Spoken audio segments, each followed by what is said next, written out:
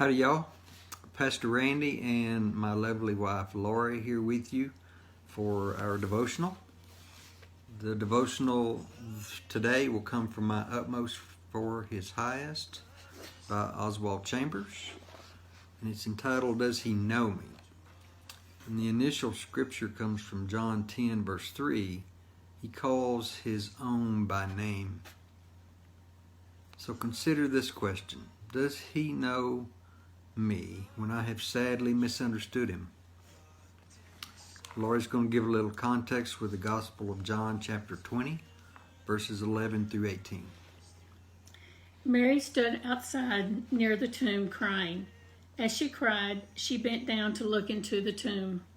She saw two angels dressed in white seated where the body of Jesus had been, one at the head and one at the foot.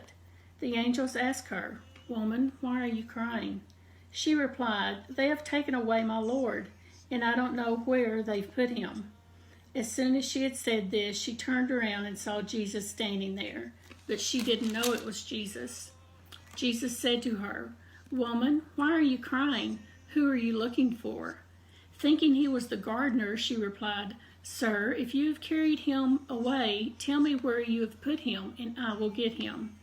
Jesus said to her, "Mary." She turned and said to him in Aramaic, "Rabboni," which means teacher.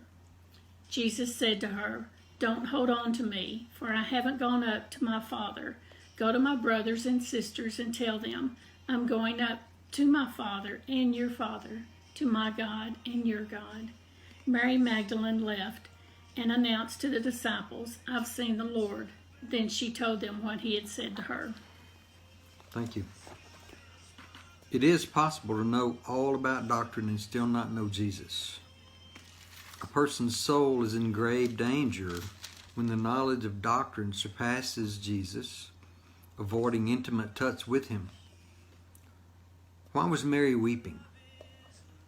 Doctrine meant no more to her than the grass under her feet. In fact, any Pharisee could have made a fool of Mary doctrinally. But one thing they could never ridicule was the fact that Jesus had cast 7 demons out of her, yet his blessings were nothing to her in comparison with knowing Jesus himself. Hear this again. She turned around and saw Jesus standing there and did not know that it was Jesus. Jesus said to her, "Mary." Once he called Mary by her name, she immediately knew that she had a personal history with the one who spoke. She turned and said to him, "Rabboni." Guys, I don't know if you're like me in any way, but after 42 years of marriage, Laurie and I can be in a crowded room with 50 or 75 people, and I can hear her voice call my name over all of those people, and I will immediately look her way. So this has a little personal context with me in that just like Mary had personal history with Jesus, I too have personal history with Laurie. So that name called over the roar of a crowd is just like when Mary heard Jesus say her name, Mary. So consider this. Does he know me when I have stubbornly doubted? For context here, Laurie is going to read John 20, verses 24 through 29. Thomas, the one called Didymus, one of the 12, wasn't with the disciples when Jesus came. The other disciples told him, "We have seen the Lord." But he replied, "Unless I see the nail marks in his hands, put my finger in the wounds left by the nails, and put my hand into his side, I won't believe." After 8 days, his disciples were again in a house, and Thomas was with them. Even though the doors were locked, Jesus entered and stood among them. He said, "Peace be with you." Then he said to Thomas, "Put your finger here. Look at my hands. Put your hand into my side. No more disbelief. Believe."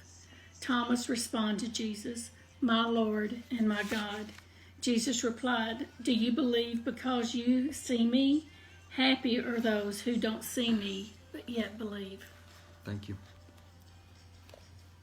So have you been doubting something about Jesus?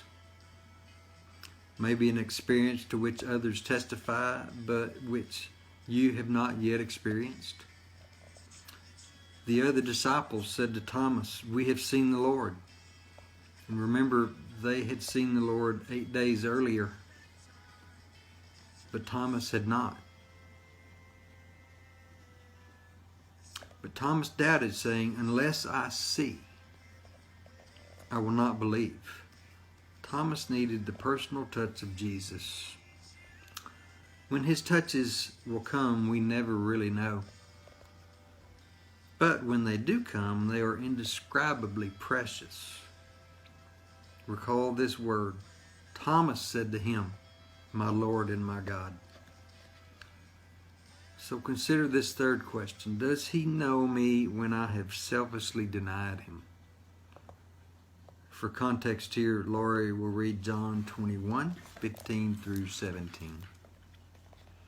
When they finished eating, Jesus asked Simon Peter, "Simon, son of God, do you love me more than these?" Simon replied, "Yes, Lord, you know I love you." Jesus said to him, "Feed my lambs." Jesus asked a second time, "Simon, son of John, do you love me?"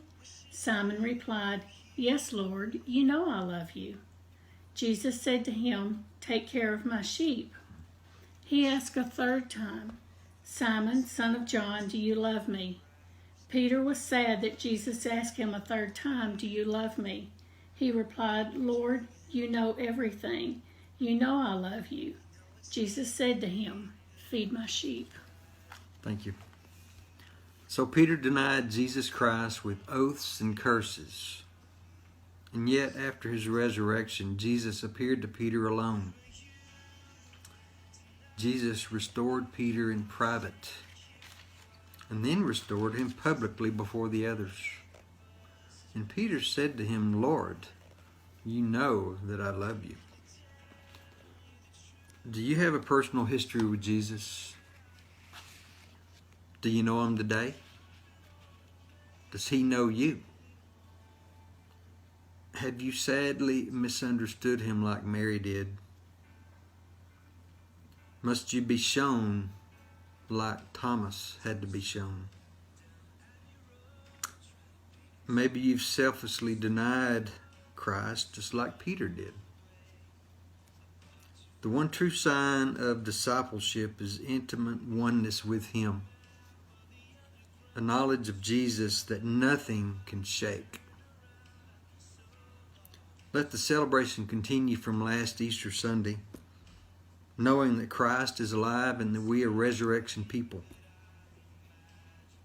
And as we seek to be the church at work in the world, may we never forget that Christ truly is alive. May it be so for you today, and may you be richly blessed going forward. Bye-bye. Bye-bye.